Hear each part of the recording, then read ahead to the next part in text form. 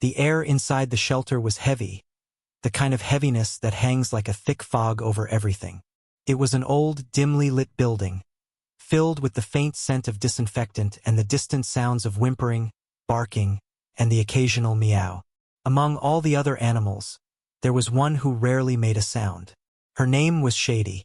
She was a dog of indeterminate breed, her coat a patchwork of browns and grays, matted and unkempt. Her eyes, once a bright and hopeful shade of amber, were now dull, hollow pools that seemed to reflect only the pain and confusion of her past.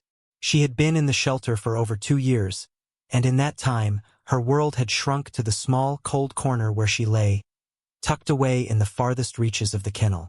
No one had ever shown much interest in her, perhaps because of the scars she carried, both visible and invisible. Shady had been found abandoned on the side of the road, barely able to stand, covered in wounds that suggested a history of abuse. Her ribs showed through her fur, her legs were weak from months of malnutrition, and her coat was full of parasites. But it wasn't just her body that had been broken. Her spirit, once full of curiosity and excitement, had been battered into submission. She no longer approached the bars of her cage when visitors came. She didn't wag her tail, didn't make an attempt to show affection. Instead, she retreated deeper into the shadows, away from the chaos of the other animals. Shady's eyes were the eyes of someone who had seen too much, someone who had given up on the idea of ever being loved again. The shelter workers had tried to help her, but Shady was different from the others. She had learned the hard way that humans were not to be trusted. They were the ones who had hurt her, the ones who had abandoned her to fend for herself. The idea of a family, of kindness, seemed as distant and unreachable as a dream. The other dogs in the shelter would bark and wag their tails when someone walked by, hoping for a touch or a glance. But Shady remained still, her eyes lowered, resigned to her fate. The shelter was no longer a place of hope for her, but merely a waiting room for a life that would never come. It was in the quiet of those long days that Shady began to fade. Her coat became even duller, her eyes even more withdrawn. She had stopped looking for a home, stopped hoping for anything. She simply existed, and that was all. Ethan had never meant to come to the shelter that day. He had stumbled in on a whim, his life recently turned upside down by the sudden death of his wife, Clara. She had been the one who always wanted a dog, the one who talked about adoption and animal shelters, and now, Ethan couldn't even bring himself to visit her grave without feeling the sting of grief. His heart was heavy, and he had no idea how to move forward without her. But that afternoon, he found himself walking through the shelter doors, driven by something inside him. Perhaps an unspoken need to find something, or maybe to fill the emptiness that seemed to swallow him whole. He didn't expect to find anything. In fact, he wasn't sure what he was hoping for. But as he walked through the rows of kennels, his eyes fell on one particular animal. A dog tucked away in the back corner, barely visible in the dim light. Shady. At first, Ethan thought she was just another stray, another animal who had been abandoned. But as he stood there, staring into the dimness, something about her caught his attention. It wasn't her looks, although she was certainly a striking dog in her own way. It wasn't her posture, which was stooped and defeated, nor the listlessness in her eyes. No, it was something deeper, something Ethan could relate to. He saw himself in those eyes that had lost hope, eyes that no longer believed in anything good. He approached the cage slowly, as if afraid to disturb her. The others in the shelter were barking, jumping at the bars, eager for attention, but Shady didn't move. She remained curled in a ball, staring into the floor, her body thin and fragile. Ethan knelt down, trying to make himself small, as if that might somehow make her feel less threatened. "Hey there," he said softly, his voice hoarse from days of not speaking to anyone. Shady didn't react. Her ears didn't twitch, and her tail didn't even stir. She simply watched him from her dark corner. For a moment, Ethan didn't know what to do. Should he leave her be? Should he walk away just like everyone else? But there was a pull, something deep in his chest, urging him to stay. It was as if she was calling to him, asking for help in a way that no words could convey. "I'm not here to hurt you," he whispered, his voice gentle but firm. "I promise." There was a long silence, and then, just when Ethan thought she might never respond, Shady slowly lifted her head, her eyes locking with his. And in that brief moment, something shifted. Something unspoken passed between them, a silent understanding that neither had ever felt before. Ethan didn't know why, but he knew in that instant that he had to take her home. Despite the scars she carried, despite the distrust in her eyes, he couldn't leave her there. He didn't want her to be alone anymore, just as he didn't want to be alone anymore. They were two broken souls, searching for a place to heal. Ethan stood up, feeling a strange sense of determination settle over him. He knew this wouldn't be easy, that it would take time, but he was ready to try. He turned to the shelter worker and said, "I'll take her." And just like that, Shady's world began to change. The first few days in Ethan's apartment were quiet, almost eerily so. Shady, still unsure of her new surroundings, remained mostly in one corner of the living room, her eyes darting to the windows, the door, and every sound that came from outside. Ethan had carefully set up a bed for her near the couch, hoping she would feel safe there. He didn't pressure her. He knew better than that. It was a small apartment, sparsely decorated, filled mostly with the bare essentials. The air was thick with the remnants of loss. Clara's absence felt heavier than the furniture, the walls, the whole place. Yet, there was something about Shady's presence, the way she seemed to fill the room with an unexpected sense of calm, that offered Ethan a semblance of comfort. He understood her silence. They were both grieving, both carrying unspoken burdens that had no easy solutions. In a way, it felt like they were mourning together, quietly sharing the weight of their sorrow. Ethan kept his distance at first, allowing Shady to adjust at her own pace. He wasn't sure how to go about earning her trust. How could he? He had lost his own ability to trust, to believe in the kindness of the world after Clara's death. Yet, there was something in him that didn't want to give up on her, as if this was his last chance at redemption, to prove that he could love again. Days passed slowly, and Shady's reticence didn't change. She didn't come closer to him. She didn't make an effort to engage, not even when Ethan would sit down beside her, offering treats or soft words of encouragement. Her eyes would flick to him occasionally, but there was no sign of recognition or affection. She was an island, and Ethan was the castaway trying to swim across the ocean to reach her. One evening, after a particularly long day at work, Ethan came home to find her in the same position she had been in all day, curled in her corner, staring at the door. It was clear she hadn't moved much, save for the occasional shift to adjust her position. Ethan sighed and sank down onto the couch, running his hand through his hair in frustration. He had done everything right, or so he thought. He had been patient. He had been gentle. He had given her time. But he still didn't know how to break through the wall she had built around herself.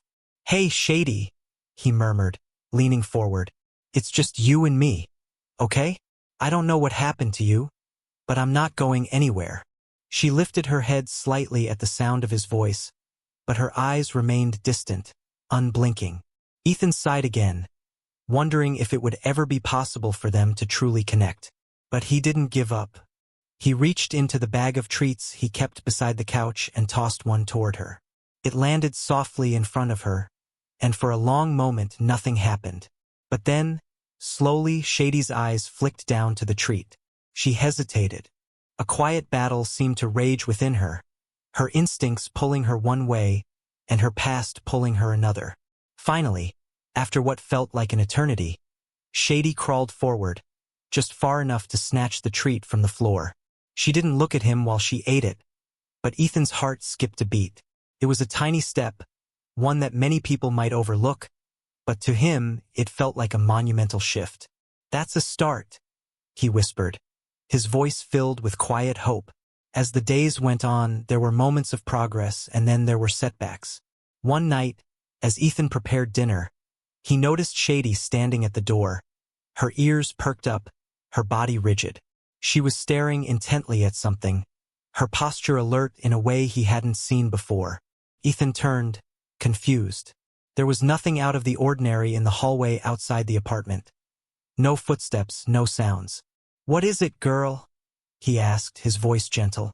Shady didn't respond, but she moved closer to him, nudging him with her snout, her eyes still fixed on the door. Ethan's brow furrowed. Was there something outside? He moved cautiously to the door, his hand on the doorknob. But as he opened it, a sharp, acrid scent filled the air, the unmistakable smell of gas. His heart lurched in his chest as he realized what had happened. The gas line had a small leak, and the entire apartment was filled with dangerous fumes. Panic surged through him, but Shady was already on alert, standing beside him, her body tense with urgency. It was as if she had known, as if she had sensed the danger before he could even recognize it himself. Without thinking, Ethan grabbed his phone and dialed the emergency number. He immediately opened the windows and turned off the gas supply, his heart racing as he realized how close he had come to disaster. The smell of gas began to dissipate, but the terror of what could have happened stayed with him. Shady had saved him. Her instincts, her sharp awareness, had been what had alerted him to the danger. Without her, he might have fallen asleep in the fumes, unaware of the threat looming over him. In that moment, the bond between them shifted in an instant. She wasn't just the broken, distant dog he had brought home. She was a protector, a silent guardian who had proven her worth in the most unexpected way. In the days following the gas leak incident, everything seemed different. Ethan found himself looking at Shady through a new lens, not just as a dog who had been abandoned, but as a creature capable of strength, intuition, and bravery. The realization that she had saved his life filled him with awe and deepened the bond between them. Shady, once a quiet shadow in the corner, had shown him that sometimes the smallest actions could have the most profound impacts. Despite the relief of avoiding disaster, the incident left Ethan feeling unsettled. There had been no warning, no obvious signs of danger. Just Shady's instinct, her silent alertness, that had prevented him from stepping into harm's way. It was as though she had been waiting for a moment like that, and in that moment, she had proven that even the most broken souls could still protect and love. But as the days wore on, Ethan knew the path ahead wouldn't be easy for either of them. The emotional scars Shady carried were deep, and while she had saved his life, she had not yet fully healed from the wounds of her past. Her progress, slow and steady, continued, but it was clear there were days when she was haunted by the ghosts of what had happened to her. One afternoon, Ethan sat in the living room, working on his laptop. The room was quiet, save for the soft rustle of Shady's paws as she circled the floor. He had noticed that sometimes, when he would look up from his work, she would be staring at him, her eyes soft but wary, as if she wasn't quite sure what to make of the situation. There were moments when she seemed to yearn for something more.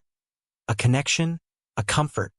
But then, just as quickly, her gaze would harden, and she would retreat, as if trying to distance herself from him, just like she had with everyone else. Ethan was beginning to understand. Healing wasn't something that could be rushed. It was slow, painstaking, and fragile. It required patience, something he didn't have much of since Clara's passing. He wanted to fix everything, to take Shady's pain away, to make everything okay again. But he couldn't. All he could do was offer his presence, his steady companionship, and hope that in time, they both would find a way forward. That evening, after dinner, Ethan decided to go for a walk. The sun was low in the sky, casting a warm golden light over the neighborhood. It was the kind of evening that felt like a small gift, an invitation to slow down and breathe. As he put the leash on Shady, he noticed something different in her demeanor. She didn't pull away from him, nor did she resist when the leash clicked into place. Instead, she stood still for a moment, as if waiting, as if asking for permission. Ethan smiled softly. "You're ready, aren't you?" Shady's tail twitched, but she didn't wag it. It was a subtle shift, a small victory. As they stepped outside, the evening air felt cool against his skin, and Shady walked beside him, her steps tentative but sure. For the first time since bringing her home, there was an unspoken understanding between them, a quiet recognition that they were both still figuring things out, one step at a time. The walk was peaceful, and as they moved through the neighborhood, Shady began to relax. She sniffed at the grass, her ears flicking as she heard distant sounds of birds and children playing. The tension in her body eased, and for the first time, she seemed to enjoy the simple act of walking beside him. Ethan, too, felt a sense of peace he hadn't realized he needed. The days since Clara's death had been filled with sorrow and loneliness, but in this quiet moment, with Shady by his side, he felt a flicker of something else, something resembling hope. It was a fragile thing, like a flame in the dark, but it was there, and for the first time in a long while he allowed himself to feel it. As they walked through the park, Ethan stopped on a bench and let out a deep sigh. Shady, for once, sat beside him, her body leaning slightly against his leg, her head resting on his knee. He gently stroked her fur, his fingers lingering on the soft patches of her coat. "You know, I think we're getting there," he said softly, his voice more to himself than to her. "Slowly, but we are." Shady didn't respond, but Ethan wasn't expecting her to. The silence between them was no longer uncomfortable. It felt like a shared space, a quiet understanding that they didn't need words to communicate. It was then that Ethan realized how much he had changed since taking Shady in. Before her, he had been drowning in grief, unable to see beyond his own sorrow. He had been angry at the world for taking Clara away, angry at himself for not doing more to save her. But Shady's quiet presence had forced him to look outside himself, to recognize that healing wasn't just something that happened in isolation. It was something that happened in partnership, in quiet moments of trust and patience. Just as Shady had learned to trust him, Ethan was beginning to trust again, not just in the world, but in himself. There was a bond between them, one forged not through grand gestures, but through the small, everyday acts of kindness and care. And that bond was enough to begin healing the deep scars they both carried. As they made their way back home, Ethan felt lighter, as if something heavy had lifted from his chest. Shady, too, walked beside him with a new sense of purpose. She wasn't the same dog she had been when he first brought her home. She was still broken, but she was no longer lost. And neither was he. Weeks passed, and the quiet routine of their lives continued. Shady had settled into her new home more than either of them had expected, her steps growing steadier, her eyes softer. While she still remained cautious, still flinched when sudden movements startled her, there was a quiet change in her that Ethan could sense. She was starting to trust him little by little, piece by piece. The morning routine was always the same. Ethan would wake up, and Shady, ever so slowly, would stretch out from her bed and make her way over to him. She wouldn't jump onto the couch anymore. She'd simply sit beside him, her eyes full of quiet hope, watching him as he prepared his coffee. She'd wait for the small gestures, the pat on the head, the gentle scratch behind the ears, the soft "good girl" that he whispered every morning. She didn't ask for much, and neither did he. In the evenings, their walks had become longer, more deliberate, as they ventured further from the apartment.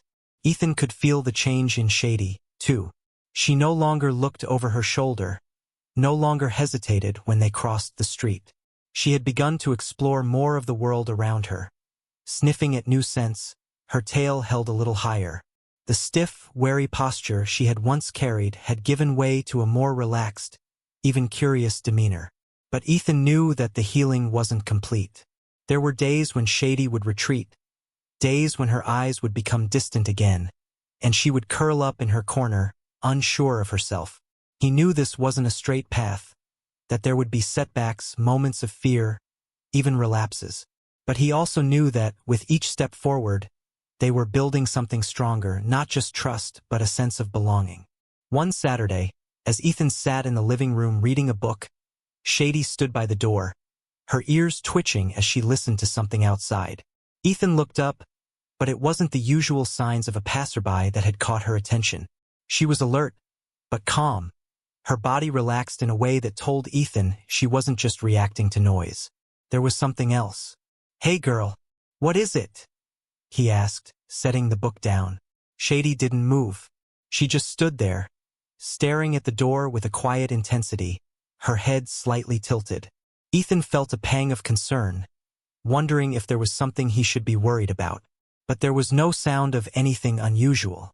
No footsteps, no voices. Then it hit him. The smell of smoke. It was faint at first, barely a whisper, but it quickly became stronger, more pungent. His heart began to race as he realized the danger that was looming. He rushed to the window and looked outside, but he could see nothing in the street below. Still, the smell was unmistakable. Smoke. Without thinking, Ethan grabbed his phone and dialed 911. "There's a fire. I don't know where it's coming from, but there's smoke," he said, his voice tight with urgency. He quickly checked the kitchen, the hallway, every corner of the apartment. His heart pounded in his chest, but there was no sign of smoke inside. He turned back to Shady, who had begun to pace back and forth near the door, her eyes alert, her body tense. As the operator gave him instructions, Ethan opened the door to the hallway and felt the heat radiating from the walls. He stepped out, and as he did, he saw the first signs of smoke billowing up from the building next door. It was faint but growing stronger, quickly filling the air with the unmistakable scent of fire. Panic surged through him. He had been so focused on the smell that he hadn't realized how quickly the fire had spread. It was moving fast, and the apartment building was old.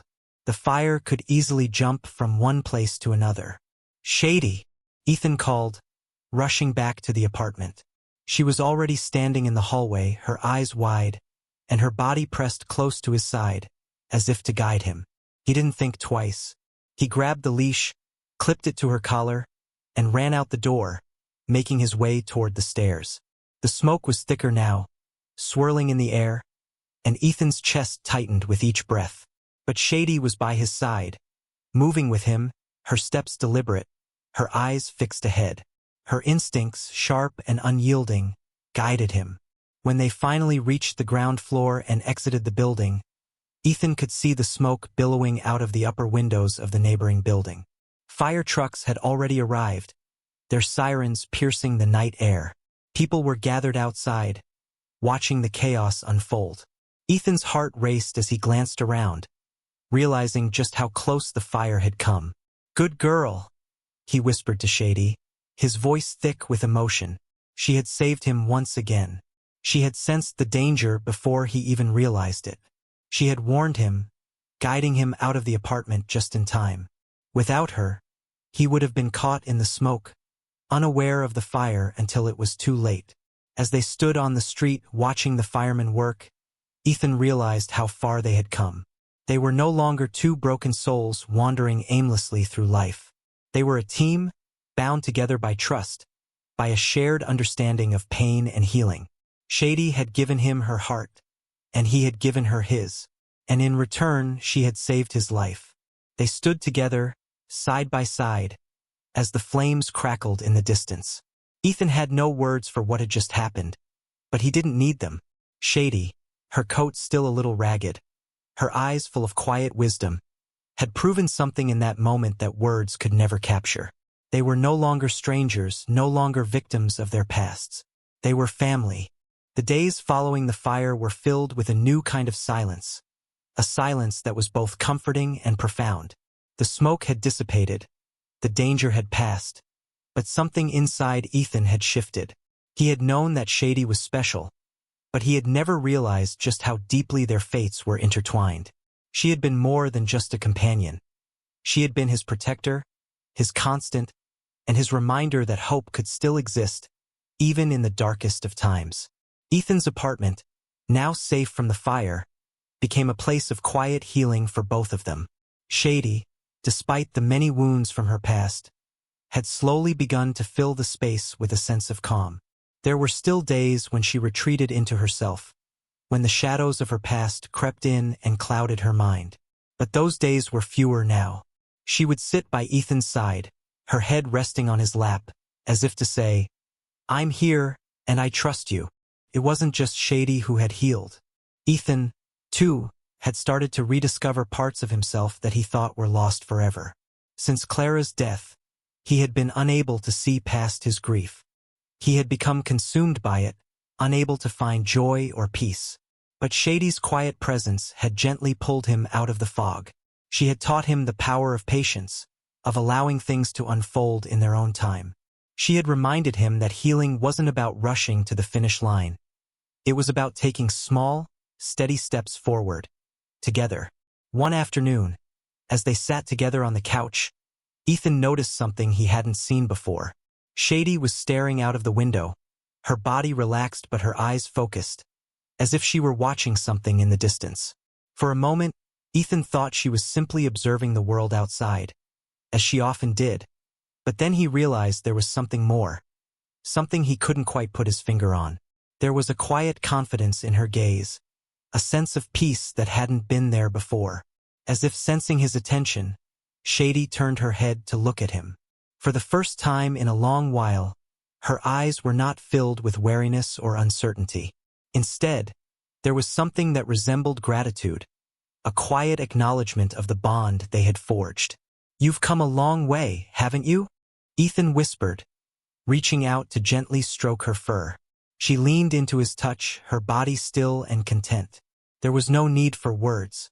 She didn't need to show affection in the way other dogs might. Her trust, her loyalty, was expressed in these small, everyday moments. In the way she looked at him, in the way she stayed by his side, in the way her presence had become a constant source of comfort. It was then that Ethan realized how far they had both come. He remembered the first day he had walked into the shelter, the look in Shady's eyes that had been filled with fear, with resignation, with a deep, unspoken sorrow. Now, as he looked at her, he saw a different dog. She was still cautious, still carrying the weight of her past, but there was light in her eyes now, a flicker of hope, a glimmer of belief in the possibility of love and belonging.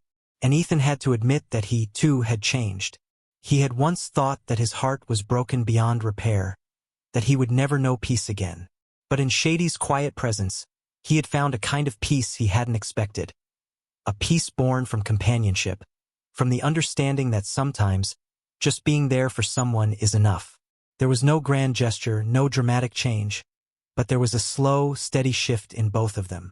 They had healed, not because of anything extraordinary, but because of their willingness to be there for each other, every day. Then, on a quiet Sunday morning, a knock at the door pulled Ethan out of his thoughts. He stood up, his mind racing as he wondered who could be visiting. When he opened the door, he was surprised to see the shelter worker who had first introduced him to Shady. "Ethan, I just wanted to check in," the worker said, her voice soft, almost hesitant. "We heard about the fire, and I wanted to make sure you and Shady were okay." Ethan smiled, feeling a warmth spread through him at the concern in her voice. "We're fine. Shady's doing well. Better than well, actually." The worker's eyes flicked to Shady, who was sitting quietly by Ethan's side, her eyes calm and untroubled. The woman smiled, clearly relieved. "I'm so glad to hear that. We were all worried about her. She was such a quiet soul. Never really let anyone in." Ethan nodded, his heart swelling with pride as he looked at Shady. "She's been through a lot, but she's strong. She's really come around." The worker's eyes softened, and she bent down to Shady's level. "You've found a good home, haven't you, girl?" Shady didn't move, but her eyes met the woman's for a moment, and for the briefest instant, it seemed like she recognized her. But then, as if remembering the past, she turned back to Ethan, her body relaxing, her eyes trusting. The worker stood up slowly, wiping a tear from her eye. "You've both been through so much. I'm so glad you found each other," she said, her voice thick with emotion. Ethan smiled, his heart full. "I don't think we were meant to find each other. I think we were both lost, and somehow we ended up here together." The woman nodded, her eyes glistening. "Sometimes the best things come when we least expect them. Shady may have seemed broken, but she's not anymore. And neither are you." Ethan didn't have the words to express how deeply those words resonated with him. He just stood there, feeling the weight of them sink into his soul. Shady had saved him, not just from physical danger, but from the danger of losing himself completely. And in return, he had given her a home, a family, and the chance to rebuild. As the woman left, Ethan closed the door behind her and turned to Shady, who was now sitting at his feet, her eyes gentle, her tail still. He crouched down to her level and stroked her fur, his fingers brushing through the soft patches of her coat. "You've made me a better person, girl. I'll never be able to thank you enough." Shady's eyes softened, and for the first time, she rested her head in his lap without hesitation, her body warm against his. In that moment, the bond between them was unbreakable. They had both found the home they were meant to have, not because of grand gestures or perfect moments, but because of the quiet understanding they shared, the shared journey of healing that had brought them together. And in that silence, as they sat together, Ethan knew that no matter what the future held, they would face it as a family made not by blood, but by choice, by trust, and by love.